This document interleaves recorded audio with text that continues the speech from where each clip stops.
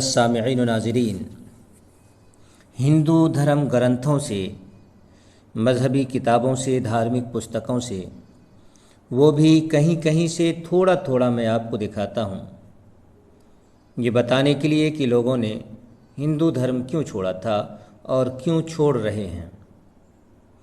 ये कारण वजह सिर्फ मैं नहीं बता रहा हूँ, बल्कि हज़ारों लोग बता चुके हैं।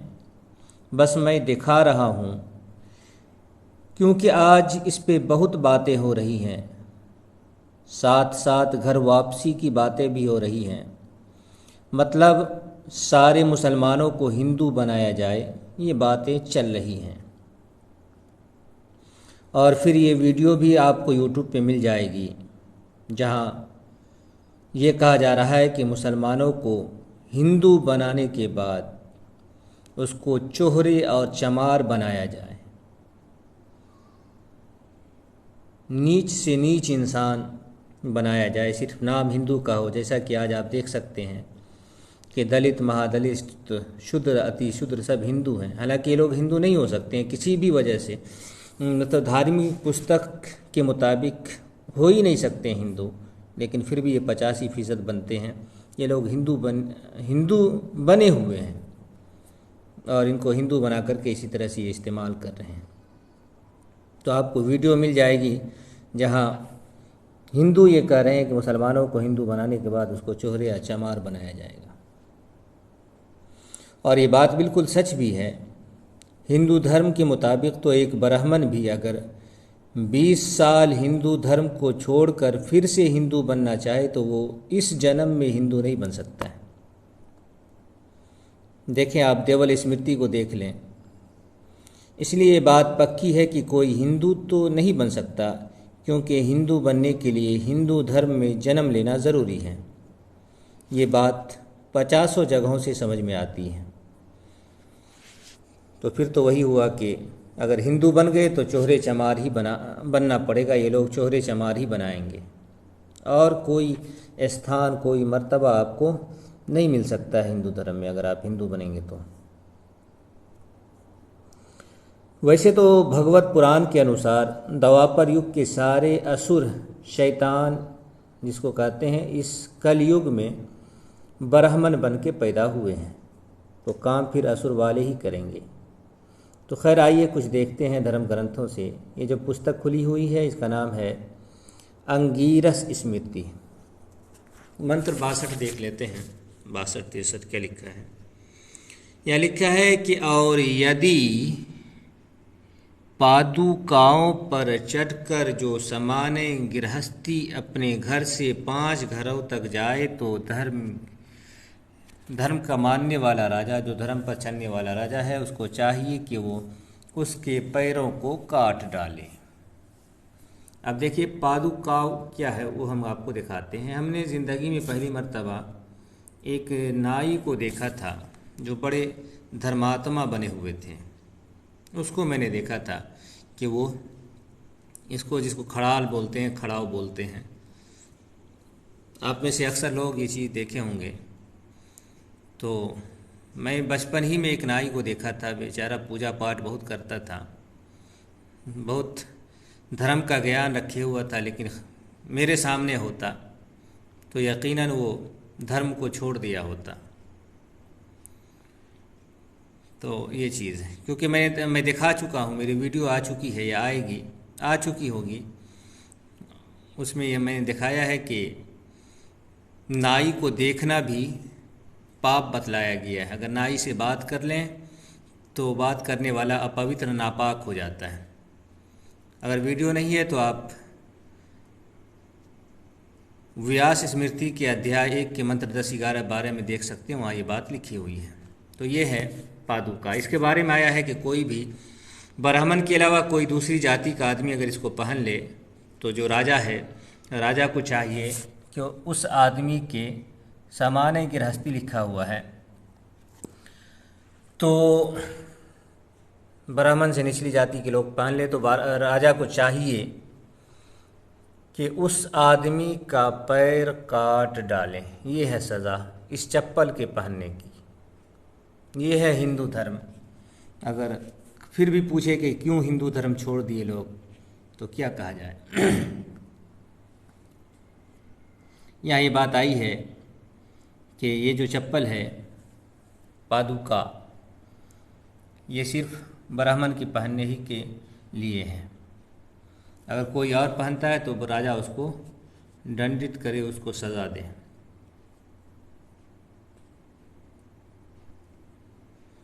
फिर यहाँ से दूसरी बातें आ रही हैं, देखते हैं क्या क्या लिखा हुआ है। ये यहाँ ख़त्म, ये किताब ख़त्म हो गई है। अब हम देखते हैं दूसरी पुस्तक को। ये है समवर्त स्मृति। इस स्मृति के अंदर और भी दूसरी स्मृतियों के अंदर, बल्कि सारी धार्मिक पुस्तकों के अंदर जो भी पुस्तकें हैं उसमें ज़्यादातर बातें ब्राह्मणों के लिए की गई हैं। बल्कि यूँ कहा जाए कि 99% से ज़्यादा जो बातें आई हैं धार्मिक पुस्तकों में, वो सिर्फ ब्राह्मण के लिए आई है। और उसके अंदर जो जो बातें आई हैं धार्मिक पुस्तकों में, उस पर चलने की अनुमति, इजाज़त, वो सिर्फ ब्राह्मणों ही के लिए है। यहाँ देखिए जितनी भी बातें आपको नज़र में आ रही है वो सारी बातें ब्राह्मण के लिए, कि ब्राह्मण कैसे खाना खाए, कैसे पानी पिए, कैसे चले, कैसे हगे, ये सारी बातें ब्राह्मण के लिए ही आई हैं। फिर जो ब्राह्मण को दान वगैरह दिया जाता है वो कैसे दें, तो यही सब बातें आई। तो इसमें से भी हम कुछ चीज़ें दिखाते हैं, बल्कि बहुत ख़ास चीज़ें आपको दिखाएंगे जो अब तक मेरी वीडियो में नहीं आई है। वो कन्या विवाह के बारे में, बचपने में शादी करने के बारे में, तो बात पीछे आ रही है। यहाँ देखिए क्या लिखा है कि जो शूद्र के हाथ का खाए या कहीं जल को पी ले, वो अहोरात्र उपवास करके पंचगव्य, दूध, दही, मूत्र और गोबर से शुद्ध होता है। तो यहाँ ये बात आई है कि अगर शूद्र के हाथ का भोजन खा ले कोई ऊंची जाति का आदमी, या पानी पी ले, तो उसको क्या करना है, उसको गोबर और गाय का मूत्र इस्तेमाल करना है। गोबर खाना है, गाय का मूत्र पीना है, तभी पाक हो सकते हैं। आगे लिखा है कि शूद्रों के बर्तन में खाकर अथवा फूटे हुए बर्तन में खाकर एक दिन रात उपवास करके पंचगव्य से शुद्ध होता है। तो शूद्र के बर्तन में भी अगर खा रहे हैं, शूद्र के घर का बर्तन हो, तो उसमें भी अगर कोई ऊंची जाति का आदमी खा ले तो नापाक हो जाएगा। फिर गाय का गोबर और गाय का मूत्र पिए तो फिर पाकी होगी।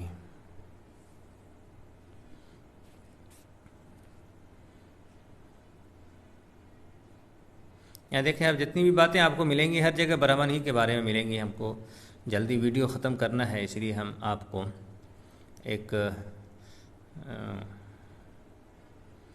ख़ास चीज़ दिखा रहे हैं, जिससे आप इस विषय में आप सारे हिंदुओं की ज़बान बंद कर सकते हैं। देखते हैं कहाँ पे है। हाँ, यहाँ देखो आगे। यहाँ देखिए क्या लिखा है। यहाँ लिखा है कि 8 वर्ष की गौरी, 9 वर्ष की रोहिणी, 10 वर्ष की कन्या और उसके पश्चात रजस्वला होती है।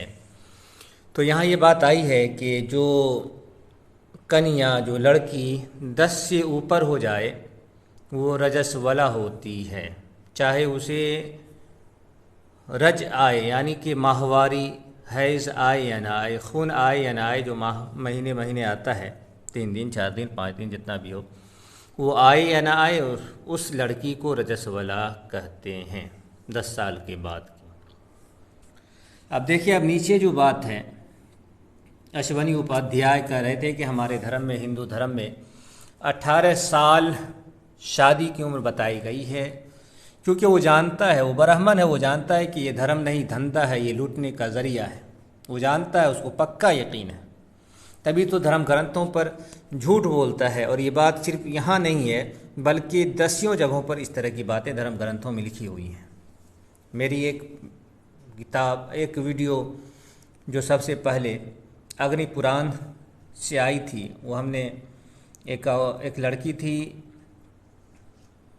कौन, खुशबू पांडे, उसकी वीडियो देख करके कई वीडियो मैंने बनाया था अग्नि पुराण ही से, जिसमें वो उन्होंने उस किताब का नाम लेकर के मुसलमानों को धमकी दी थी। तो मैंने उसी किताब से कई वीडियो बना करके दिखाया कि देखो क्या लिखा हुआ है इसमें, तुम्हारे लिए भी, लड़कियों के लिए भी, औरतों के लिए भी। तो वहाँ भी यही बात आई है। देखें यहाँ क्या लिखा है, माता और पिता और उसी प्रकार से इसके जो रिश्तेदार हैं, जो जिम्मेदार हैं, ये तीनों कन्या को रजस्वला देकर नरक में जाते हैं।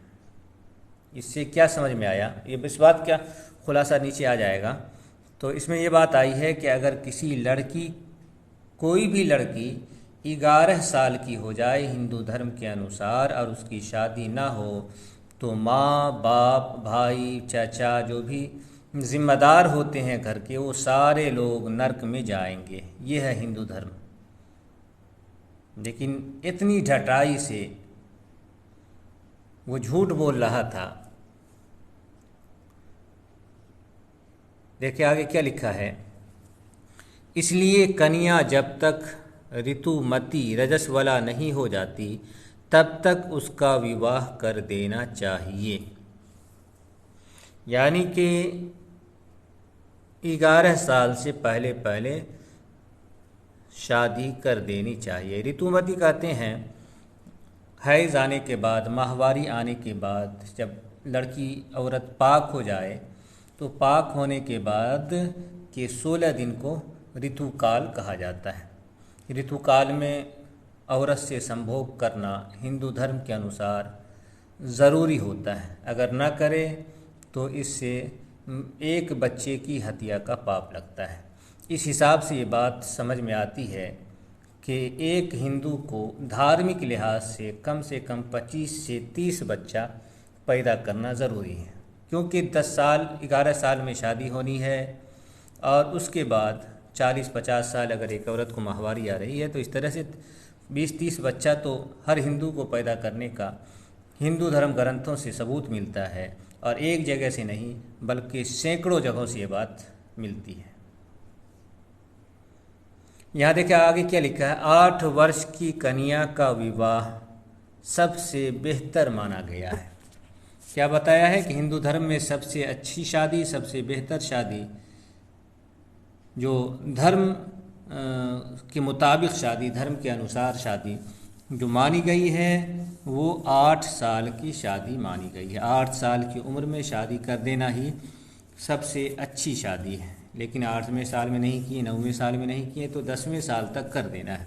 अगर 11वें साल में कर रहे हैं तो भी ठीक है, लेकिन 12वें साल में कर रहे हैं या 11वें साल ही में कर रहे हैं तो फिर कर तो दिए हैं, लेकिन नर्क से नहीं बच सकते हैं। न बाप बच सकता है, न माँ बच सकती है, न फिर क्या कहते हैं कि भाई बच सकता है, न चचा वगैरह कोई बच सकते हैं। ये है हिंदू धर्म। तो बात सामने आ गई कि 8 साल में शादी कर देना ज़रूरी, बल्कि 11 साल से पहले पहले हिंदू धर्म में शादी कर देना फ़र्ज़ है, ज़रूरी है, सबसे अहम चीज़ है वो 10 साल से 11 साल से पहले पहले लड़की की शादी कर देना, नहीं तो सारे लोग नर्क में जाएंगे। यहाँ क्या लिखा है कि आयु ब्राह्मण की निंदा से छीन हो जाती है। यानी कोई अगर ब्राह्मण की निंदा करता है तो फिर इससे उम्र घटती है। तो ये बातें आ गई। आगे क्या है, जो मनुष्य ऋतुमती, वही बात है ऋतुमती, ऋतुकाल हम बता चुके हैं, मासिक धर्म के पश्चात मानी मासिक धर्म के पास नहीं जाता, स्त्री के पास नहीं जाता, उस मास उसके पितर उस स्त्री के रज को में शयन करते हैं। आप देखें यहाँ क्या लिखा है, वो बात जो मैंने बताया था कि हर महीने शौहर को अगर औरत से सेक्स संभोग ना करे तो बच्चे की हत्या का पाप लगता है, वो बात भी है। और यहाँ देखें दूसरी बात सामने आ गई। यहाँ लिखा है कि अगर कोई पाक होने के बाद 16 दिन तक अगर औरत से, पत्नी से ना मिले तो फिर क्या होता है, जो इसके लोग मरे हैं, बाप दादा जो भी मर कर के गए हैं, माँ वगैरह जो भी उसको पितर बोलते हैं, जो भी मर कर के गया हो, तो बताया कि औरत के खून में, वो जो खून निकलता है उसमें ये लोग रहते हैं। ये बात आ गई यहाँ पे। तो यानी कि चारों तरफ से घेर करके ये बताया जा रहा है कि आपको औरत से मिलना ही है, पत्नी से मिलना ही है।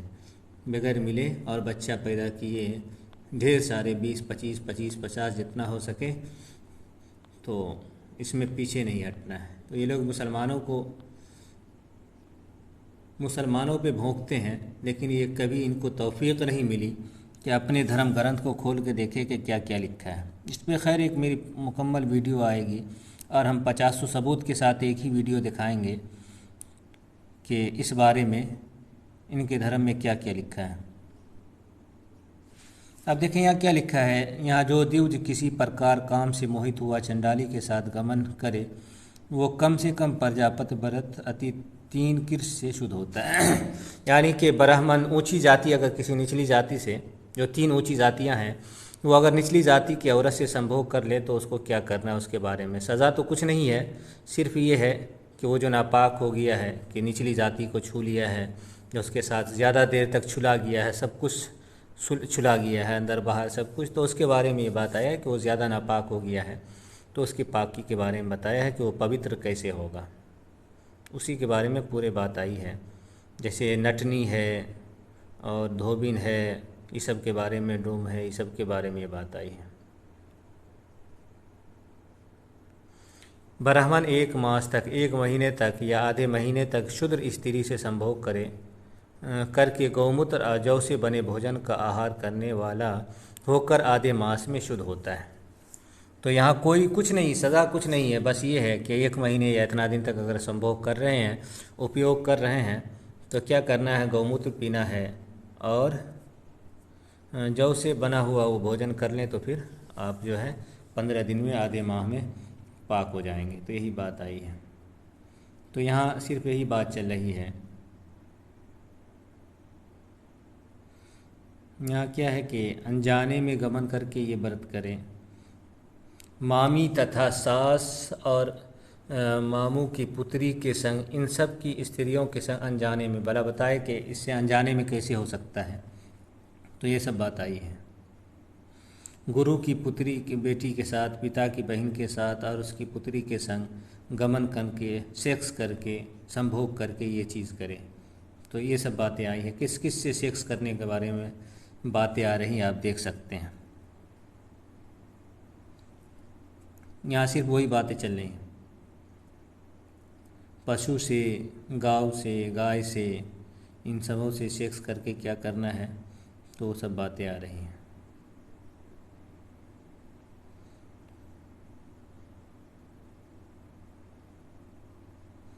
तो खैर वीडियो बहुत लंबी हो गई है, तो हम यहीं ख़त्म करते हैं, फिर आगे देखते हैं क्या लिखा है।